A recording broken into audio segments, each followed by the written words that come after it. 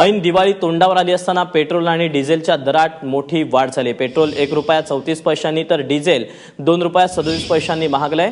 आंतरराष्ट्रीय बाजारात डॉलरच्या तुलनेत रुपयाची घसरण झाल्यामुळे इंधनाचे दर वाढल्याचं समजतंय।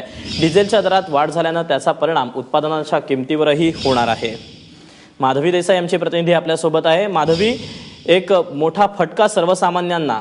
दीपक, तू म्हणालास तशी सर्वसामान्यांसाठी अतिशय महत्त्वाची अशी बातमी आहे, कारण आज रात्रीपासूनच पेट्रोल आणि डिझेलच्या किमतींमध्ये वाढ झालेली आहे।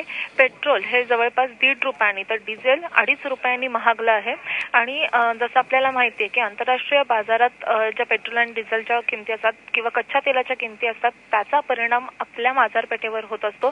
दर काही दिवसांनी ज्या तेल कंपन्या आहेत आपल्या, त्या या सगळ्या आंतरराष्ट्रीय बाजारातील कच्च्या तेलाच्या दरांचा आढावा घेत असतात आणि त्याच्यात झालेल्या वाढीचा परिणाम हा थेट आपल्याकडच्या पेट्रोल आणि डिझेलच्या वाढीवर होत असतो।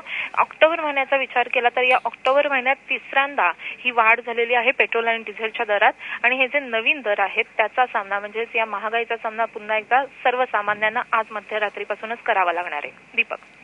माधवी, धन्यवाद दिलेल्या सगळ्या सविस्तर माहितीबद्दल।